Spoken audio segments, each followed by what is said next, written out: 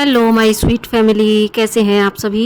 उम्मीद करती हूँ बहुत अच्छे होंगे, स्वस्थ होंगे और मस्त होंगे। तो स्वागत है आपका आपके अपने चैनल डिवाइन मैसेंजर पर।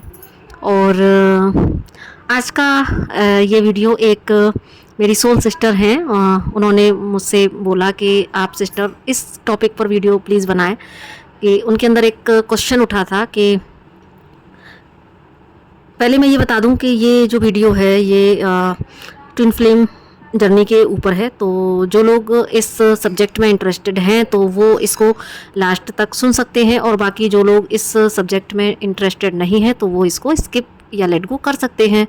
तो अब हम बात कर लेते हैं जो सिस्टर ने सवाल किया था कि वो पूछना चाह रही थी वो कि जो है ट्विन फ्लेम जर्नी, क्या ट्विन फ्लेम जर्नी जब हमें पता लगती है तो क्या वो हमारा लास्ट बर्थ होता है। तो ये क्वेश्चन था, तो बात सोचने लायक तो है। अक्सर हम सभी के अंदर ये सारे क्वेश्चंस आते हैं। तो फिर मैंने कहा हाँ सिस्टर, मैं जो है भगवान से गाइडेंस मांगूंगी इस के रिगार्डिंग कि क्या कुछ है, तो जो भी इंसाइट देंगे तो हम कोशिश करेंगे। तो फिर जब इसीलिए अब इस वीडियो का पूरा चार्ज हम डिवाइन को देते हुए, अपने एक एक शब्द को उस डिवाइन को समर्पित करते हुए यहाँ पर डिवाइन के विचारों को रखने का प्रयास करेंगे। इस सब्जेक्ट पर मंथन करेंगे। बाकी आप लोग भी बताइएगा इसको अंत तक सुनकर कि क्या आप इन विचारों से सहमत हैं, या आप अपने भी विचार रखिएगा, ताकि क्योंकि देखो मेरी भी अभी सीमित दृष्टि हो सकती है चीज़ों पर, है ना। और हो सकता है कि आप का कोई विचार हो ऐसा जो आप मुझे बताएं, तो फिर शायद मुझे भी कुछ इंसाइट मिले। तो यहाँ पर मैं ओपनली आप सभी की जो विचार हैं उसके लिए मैं यहाँ पर आपको आमंत्रित करती हूँ कि आप भी प्लीज़ अपने विचार रखिएगा, अगर कुछ इंसाइट लगी तो। क्योंकि हो सकता है कि मैं कुछ पॉइंट्स पर गलत भी हो सकती हूँ, लेकिन बस मैंने ये अपने पूरे एक एक शब्द को डिवाइन को सरेंडर कर रही हूँ। तो मैं बस इतना जानती हूँ कि जो शब्द आए तो बस प्रभु की इच्छा से आए। तो स्टार्ट कर लेते हैं मंथन को कि क्या ट्विन फ्लेम जर्नी हमारा लास्ट बर्थ होता है। तो मुझे जो गाइडेंस लग रही है वो ये कि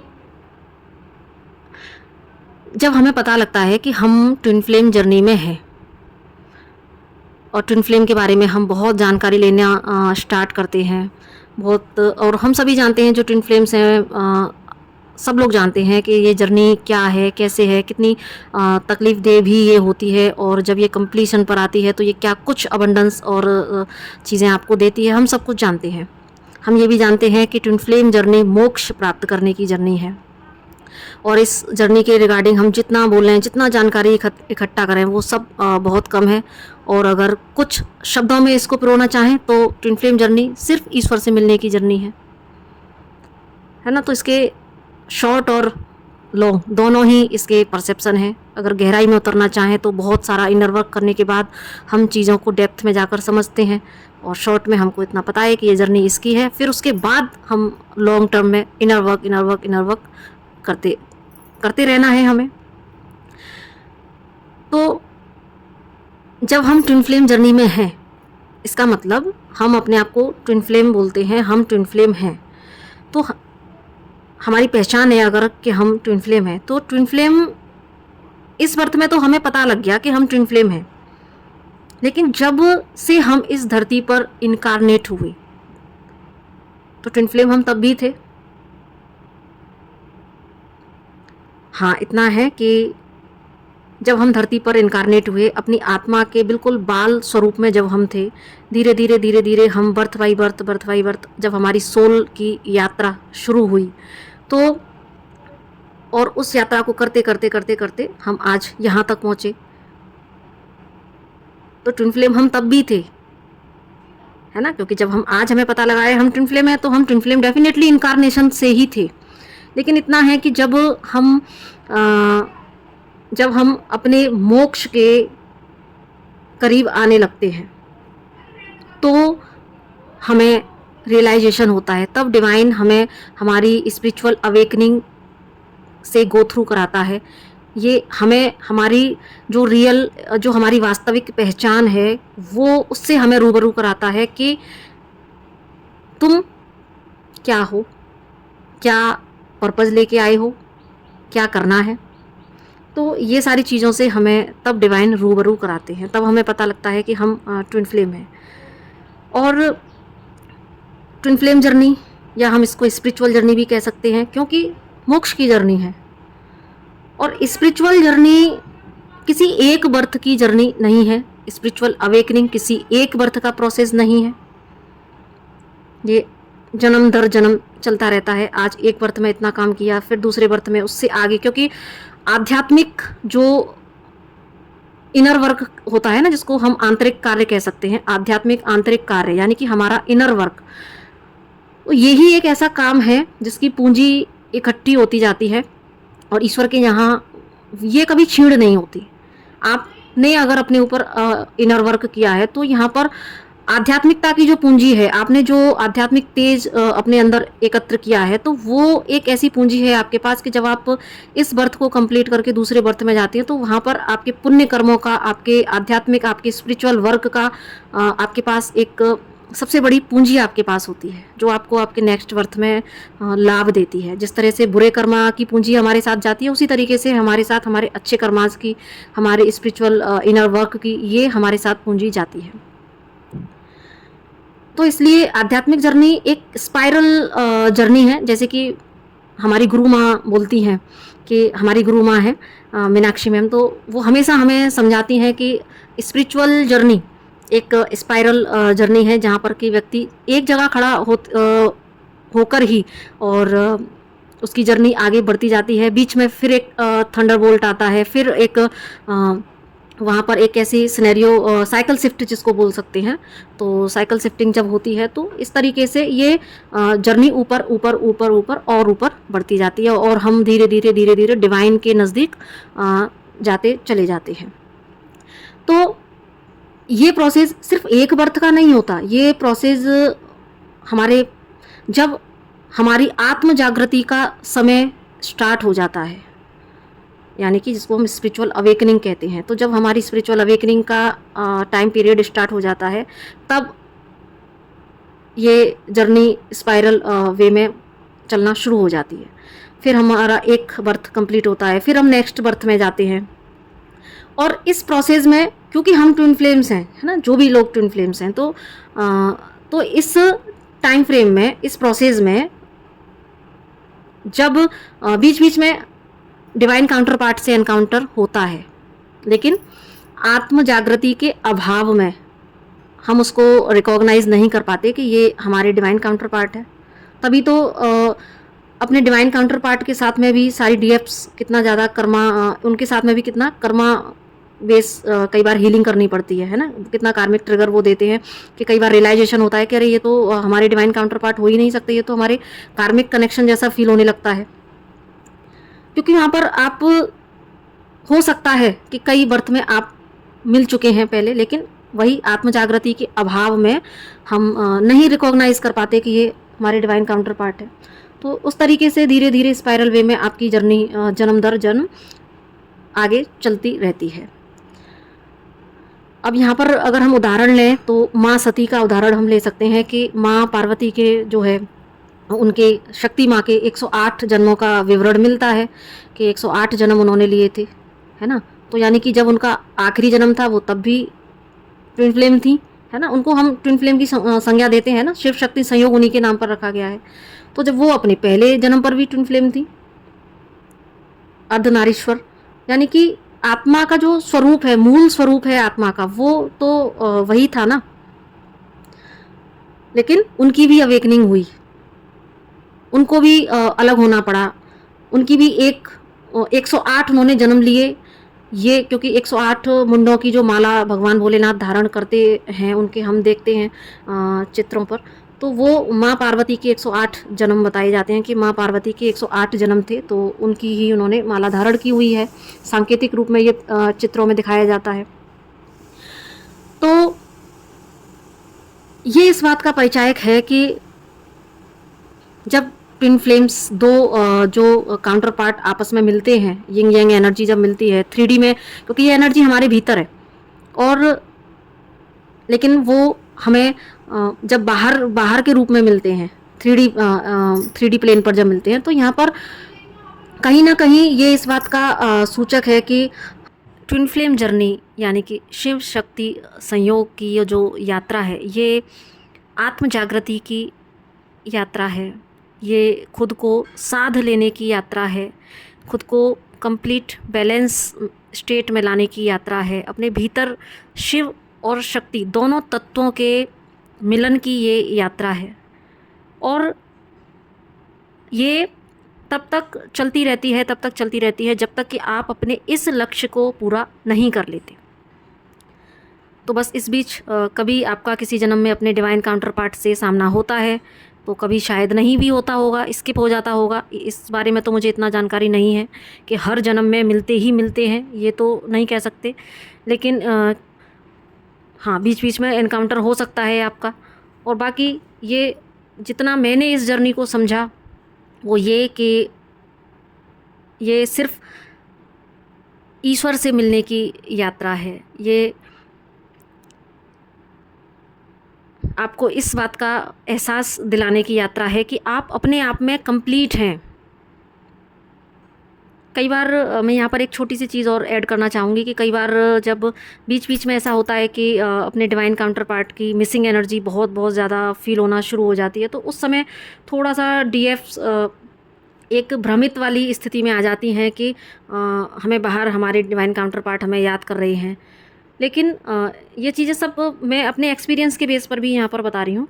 तो लेकिन जितना मुझे अब बाद में जाके रियलाइजेशन हुआ, क्योंकि हर बार कुछ ना कुछ रियलाइजेशन ही हमें कराने के लिए चीज़ें, टेस्ट एंड ट्रिगर्स आते हैं, तो लेकिन जितना मैं समझ पाई तो वहाँ पर ये निष्कर्ष निकला कि वो जो मिसिंग एनर्जी होती है वो भी एक डिवाइन का टेस्ट है कि इस मिसिंग एनर्जी से आपको ये समझना है कि ये खालीपन आपके भीतर क्यों है।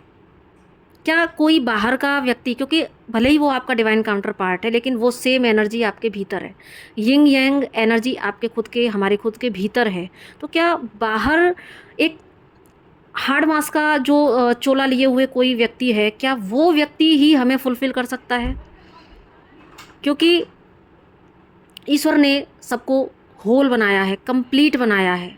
हमारे खुद ही हम इनकम्प्लीट फील करते हैं, क्योंकि हमारी जो यिंग यांग एनर्जी है, वो फेमिनाइन मैस्कुलाइन जो एनर्जी है, वो जब इम्बैलेंस होती हैं तो कभी कभी ऐसा होता है कि हमारी जो फेमिनाइन एनर्जी है वो नर्चर चाहती है, वो बहुत ज़्यादा लव चाहती है।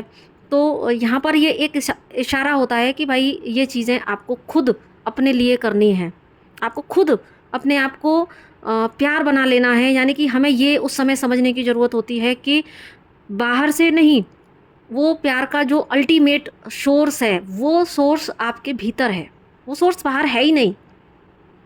जब हम भीतर खालीपन महसूस करते हैं, उसको हम बाहर के किसी व्यक्ति के द्वारा उसको भरने की कोशिश करते हैं, लेकिन यहाँ पर ईश्वर हमें एक ट्रिगर देते हैं कि नहीं, बाहर से आप भर नहीं सकते हो, आपको भरने के लिए मैं हूँ। मैंने दोनों एनर्जीज़ आपके अंदर डाली हैं, बस आपको उनको सही यूटिलाइज़ करना है, सही बैलेंस कैसे करना है, ये चीज़ें आपको सीखनी है। तो इस तरीके से कई बार मिसिंग एनर्जी का भी मैंने यहाँ पर जब चीज़ें देखी, ऑब्ज़र्व की, महसूस की, तो मुझे यही रियलाइजेशन कराई डिवाइन ने कि अल्टीमेट सोर्स हमारे भीतर है। हम खुद खाली अगर महसूस कर रहे हैं तो यहाँ भरना भी हमें खुद ही है, लेकिन वो भरेगा कौन? वो भरेंगे डिवाइन। और ये जर्नी ही सच में इसी कंप्लीशन की जर्नी है। तो जब तक हम उस स्टेट पर नहीं आ जाते कि जहाँ हम कंप्लीट बैलेंस नहीं हो जाते, जब तक हम कंप्लीट उस डिवाइन के सोर्स से बहते हुए अनकंडीशनल लव को फील नहीं कर पाते, तब तक ये जर्नी चलती रहती है, चाहे इसके लिए हमें फिर कितने ही बर्थ क्यों ना लेना पड़े। अब डिपेंड करता है ये हम सभी के ऊपर कि हम कितना इन चीज़ों को समझ पाते हैं, कितने डिवाइन के साइंस जो हमें डिवाइन देते हैं, कई बार ट्रिगर देते हैं, कई बार ऐसी सिचुएशंस क्रिएट करते हैं, तो हम कितना समझ पाते हैं, कितना उनके ऊपर काम करके हम इस बैलेंस स्टेट को अचीव कर पाते हैं। तो बस ये जर्नी अपने ऊपर काम करते जाने की जर्नी है। और जब हम अपने ऊपर काम कर लेते हैं, इस स्टेट को अचीव कर लेते हैं, डिवाइन मर्जिंग को हम अचीव कर लेते हैं, फिर उस समय तक हमारे अंदर वो चीज़ रह भी नहीं जाती कि हमें बाहर से हमारा डिवाइन काउंटर पार्ट मिले।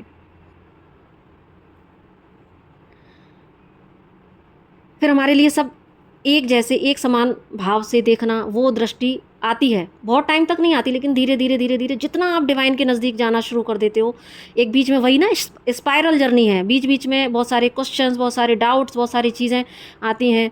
कई बार हम खुद ही खुद को मैनिपुलेट कर रहे होते हैं, लेकिन जितना डिवाइन यहाँ पर आपको हर एक ट्रिगर से हमें कुछ ना कुछ सिखाते हैं, और जब हम उन चीज़ों को समझ पाते हैं, धीरे धीरे जितना हम डिवाइन के नज़दीक जाते जाते हैं उतना ही हमारी जर्नी कंप्लीशन की तरफ जाना शुरू कर देती है। और जब हम अपने इस गोल को, क्योंकि इस जर्नी का जो गोल है वो है डिवाइन से मर्जिंग, और जिस दिन हमारी सही मायनों में डिवाइन से मर्जिंग हो जाती है, एनलाइटमेंट की स्टेट में हम जब चले जाते हैं, तब वहाँ पर हमारी ये जर्नी कंप्लीट होती है। और जब हम कंप्लीट एनलाइटमेंट को अचीव कर लेते हैं, बुद्धा स्टेट को जब हम अचीव कर लेते हैं, बैलेंस हो जाते हैं, हमारे सारे कर्माज को हम क्लींज कर लेते हैं, अच्छे बुरे सारे कर्माज, अच्छे बुरे मतलब अच्छे बुरे, न लेने वाले कर्मा न देने वाले कर्मा, टोटल खाली भरा है तो सिर्फ और सिर्फ डिवाइन लव।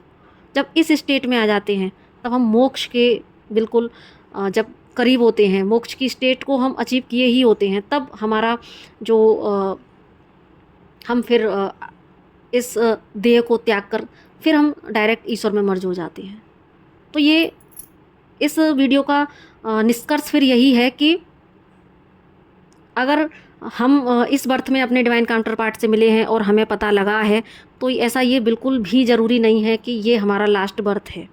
अगर हमारे डिवाइन काउंटर पार्ट के साथ में सोल कॉन्ट्रैक्ट अगर बाकी हैं, एक तो डीएफ, ये जर्नी क्यों ट्विन फ्लेम जर्नी को हर कुंडली और हर चीज़ से, बिल्कुल एस्ट्रोलॉजी से सब कुछ अलग कर दिया जाता है कि यहाँ पर एक डीएफ जो कि शक्ति स्वरूपा है, उसके हाथ में ये जर्नी का रिमोट है।